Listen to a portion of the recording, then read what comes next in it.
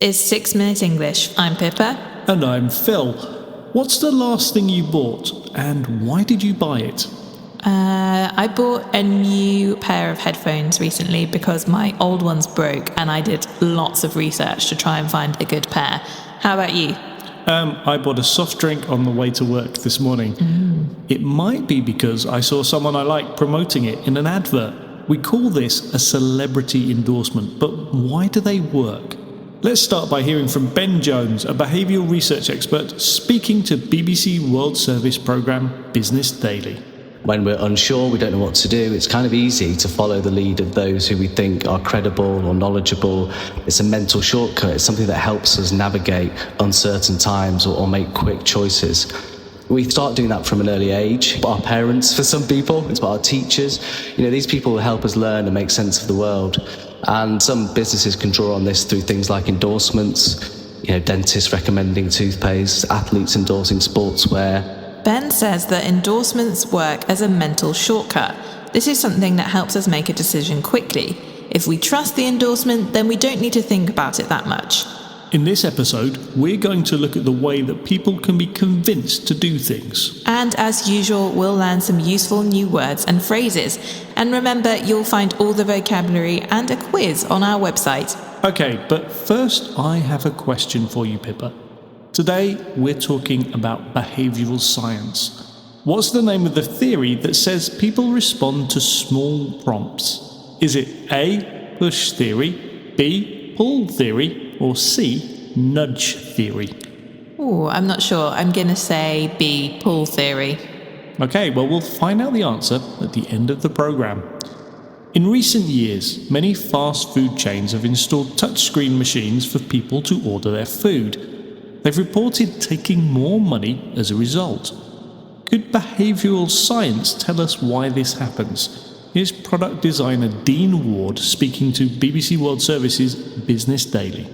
Firstly, the psychology of speaking to someone and feeling judged, we think is a key factor. So would you like extra fried? Would you like to go large? Not all people, but I think there's definitely a large proportion of people who may feel judged in those instances and may say no. There's the fact that you've got more time to look. You can see the product, you can see what's in it, you can see other products linked to it as well. And also around upsell as well. Would you like to add this? Would you like to do that? Because you've got more time and you're not being judged, you're very much more inclined to actually say yes to these things. And that's typically what we're seeing. An increased basket spend of typically 25-30%. If people feel judged, then it means that they worry what other people will think of them.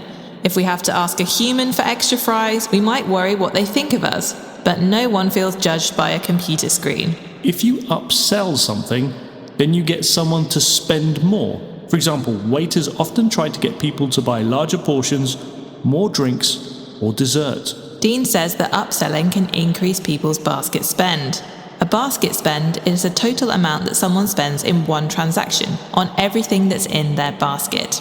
Now, this is an example of a business using behavioural science to nudge people to do things. But it's not just businesses that use behavioural science in this way. In Tunisia, the United Nations World Food Programme wanted to encourage people to eat food together more often.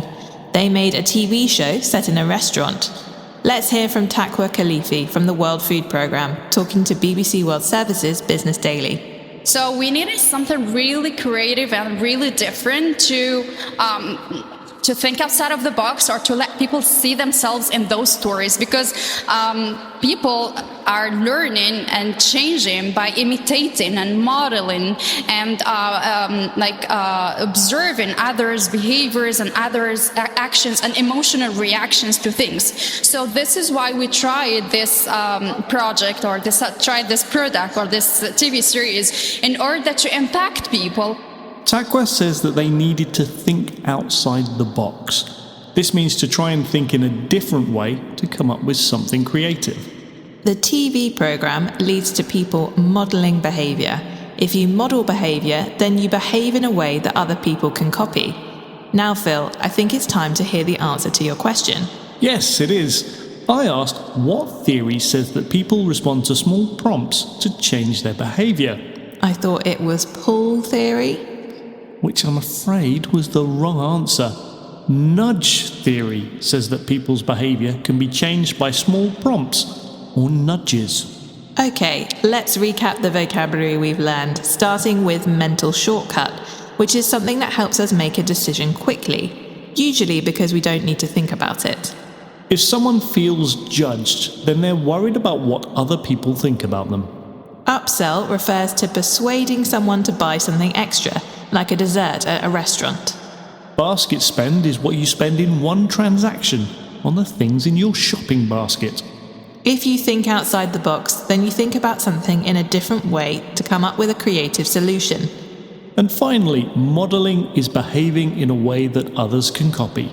Once again, our 6 minutes are up, but why not head over to our website to try the